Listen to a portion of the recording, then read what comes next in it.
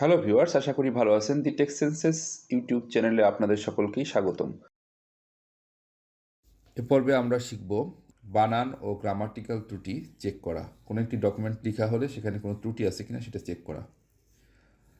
তারপরে আমরা শিখব কোনো একটি নির্দিষ্ট টেক্সট, কোনো একটি ডকুমেন্ট হতে নির্দিষ্ট টেক্সট খোঁজা এবং ওই টেক্সটকে রিপ্লেস করা। এবং সবশেষে শিখব স্পেশাল ক্যারেক্টার ইনসার্ট করা, যেমন ডলার বা অন্য কোনো টাকার সাইন ইনসার্ট করা।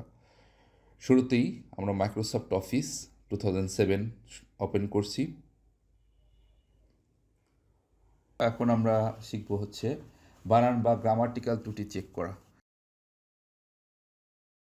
সেটার জন্য প্রুফিংয়ে যাব যে স্পেলিং চেক বা এই টিকগুলো যদি উঠিয়ে দিই তাহলে আর এটা গ্রামাটিক্যালি চেক করবে না, আর যদি চেকগুলো দেওয়া থাকে তাহলে কিন্তু এটা অটোমেটিক্যালি গ্রামাটিক্যালি চেক বা স্পেলিং চেক করবে।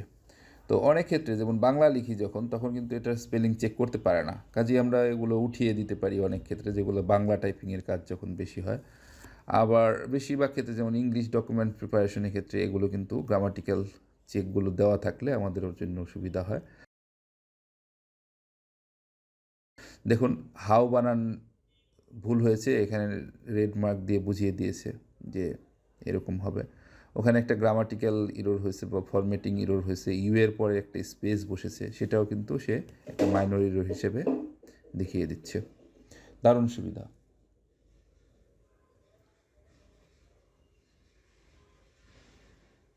কারেক্ট করে দিলে আর এটা আর কিন্তু প্রবলেম দেখাবে না। আর রাইট বাটন চাপ দিলেও সে কিন্তু সাজেশন দেখাবে যে আসলে কি হওয়া উচিত।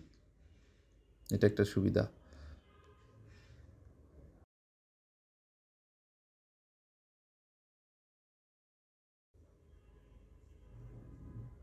আবার চাইলে আমরা রিচেক করতে পারবো, চেঞ্জ করার পরে আবার রিচেক করতে পারি আমরা। সাধারণত টাইপ করার সময় সে অটোমেটিক চেক করতে থাকে, এগুলো সব অটো চেকিং। এখন আমরা দেখব কোনো একটা নির্দিষ্ট টেক্সট খোঁজা। সেজন্য আমরা একটা ডকুমেন্টকে ওপেন করি, এক্সিস্টিং বা যে ডকুমেন্ট আছে এরকম একটা ডকুমেন্ট ওপেন করলাম।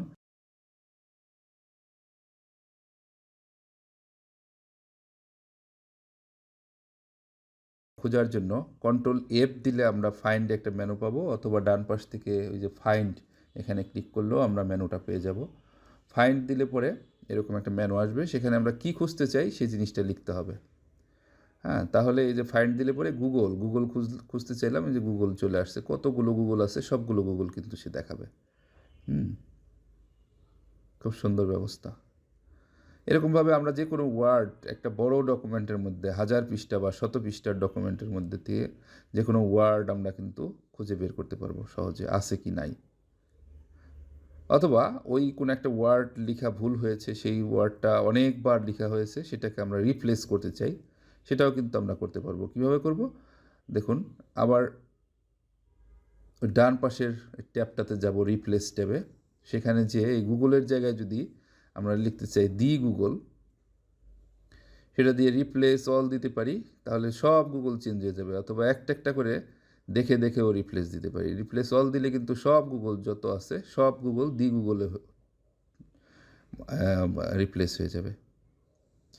এটা একটা ভালো সুবিধা, এই সুবিধাটা খুব প্রয়োজন হয় ডকুমেন্ট টাইপিংয়ের ক্ষেত্রে। অনেক সময় নাম বা অনেক জিনিস আছে যেগুলো পুরো ডকুমেন্টে একাধিকবার লেখা হয়েছে, সেগুলোকে পরিবর্তন করার প্রয়োজন, তখন কিন্তু এটা খুবই উপকারী একটা ব্যবস্থা।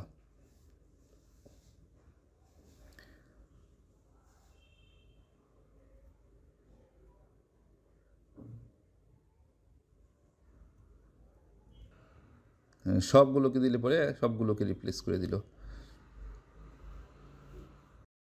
এখন ইনসার্ট সিম্বল, কীভাবে একটা সিম্বল, ধরেন এখানে 10,000 লেখা আছে, সেটা আমি কারেন্সি এটা লিখতে চাই যে $10,000 হবে। সেক্ষেত্রে আমরা কি করব, ওই সিম্বল থেকে সিম্বল ক্লিক করলে ইনসার্ট আসবে, সেখানে কারেন্সি সিম্বলের মধ্যে থেকে ইউরো বা ডলার এই সিম্বলগুলো, যে সিম্বল আমি যেমন এখানে এটা টাকার সিম্বল নিলাম, এরকম 10,000 টাকা লিখতে চাই, অথবা ইউএসডি লিখতে চাইলে এখানে ডলার সিম্বল আছে। যত রকম সিম্বল আপনার প্রয়োজন বা যা কিছু ইনসার্ট করতে চাইলে কোনো একটা ডকুমেন্টের মাঝখানে সেখানে কার্সার রেখে সিম্বল থেকে যে সব ধরনের সিম্বলসের ভিতরে আছে সেটা খুঁজে এখানে ইনসার্ট করা যাবে বা ডকুমেন্টের নির্দিষ্ট প্রয়োজনীয় জায়গায় ইনসার্ট করা যাবে। এটাকে যদি আমরা কপিরাইট সিম্বল দিতে চাই তাহলে সেটা কিন্তু এখানেও দেওয়া যাবে। আজকে টিউটোরিয়ালটি এ পর্যন্তই। যদি টিউটোরিয়ালটি ভালো লেগে থাকে তাহলে অবশ্যই লাইক ও শেয়ার করবেন। আর এই টিউটোরিয়াল বিষয়ক কোনো প্রশ্ন থেকে থাকলে তাহলে অবশ্যই আমাদের এই ভিডিওটির নিচে কমেন্টের মাধ্যমে জানাবেন। ধন্যবাদ সকলকে।